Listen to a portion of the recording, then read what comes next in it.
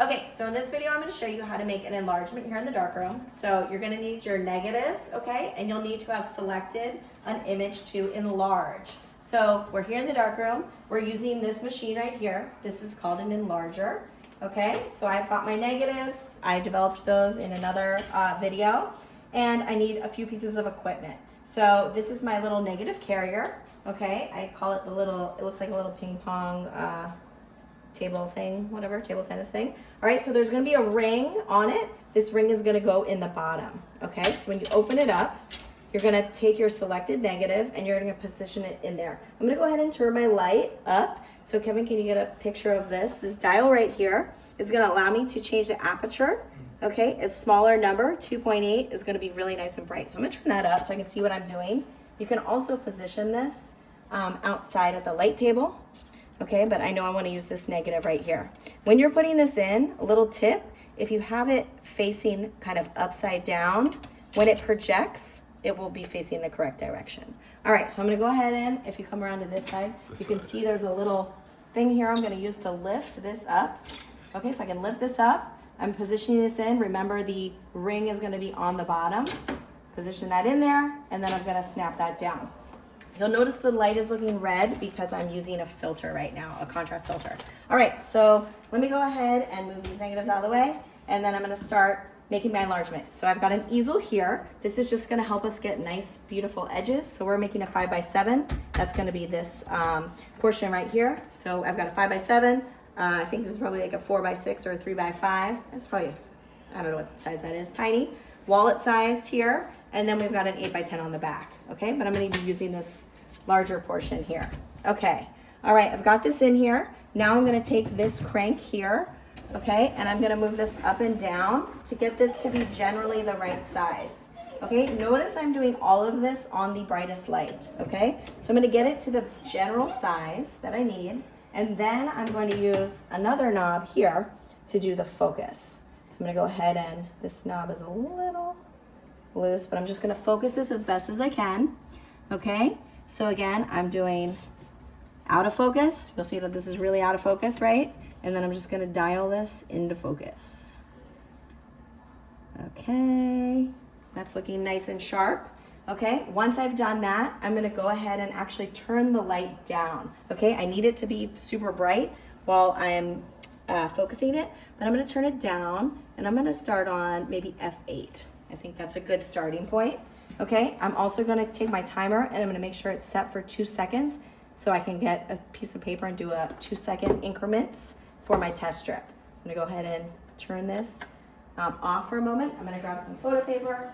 I'm just gonna do a 5x7 here. Getting one piece of photo paper out.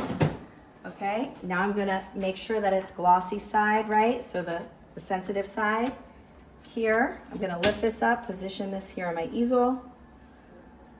Okay. Oh, this is kind of old. It's hopefully that stays nice and straight. I feel like that moved a little bit. All right, and then I need to grab something that's not gonna let light through so I can make a test strip. You can use your binder. I forgot to bring one in, so I'm just gonna use another easel. All right, and I'm gonna go ahead and make my test strip and flash this here in 2-second increments.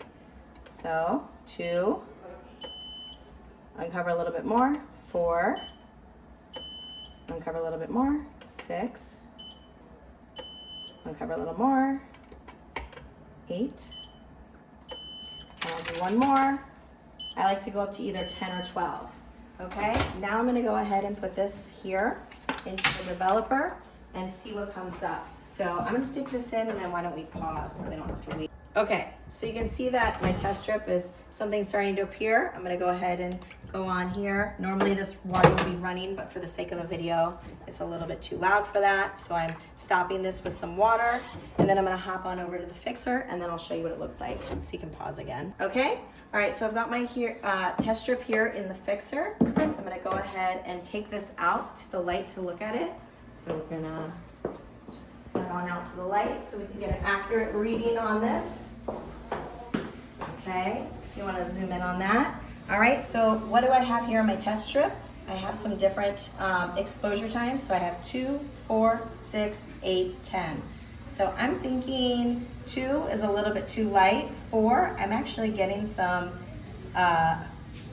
information in the shadows and the highlights, I'm probably gonna go with 4 seconds. 6 looks pretty good as well. Actually, I kind of like how the leaf looks here with 6, so maybe I'll do 5 seconds because I don't want the overall print to be too dark. All right, so we're gonna go back. I'm gonna go ahead and set my timer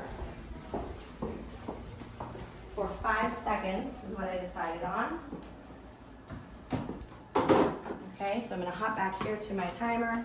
I'm gonna set this up to 5 seconds. Okay, and now I'm ready to grab a piece of photo paper. Okay, and again, I'm doing glossy side. I'm just gonna go ahead and slip that in here. Okay, line that up. Okay, I'm gonna hit print 1 time. The entire thing is getting the 5-second exposure. I'm not covering it. I'm not doing any increments. Okay, and then this is gonna go through the chemicals. So I'm here in the developer, and then I'll show you what that looks like in a moment when we're finished. So I've washed this off. I'm gonna go ahead and pop it into the fixer, and then I'll show you at the end what this print looks like. We're finished in the fixer. We're gonna go ahead and take this out and look at this in the light to evaluate our overall print.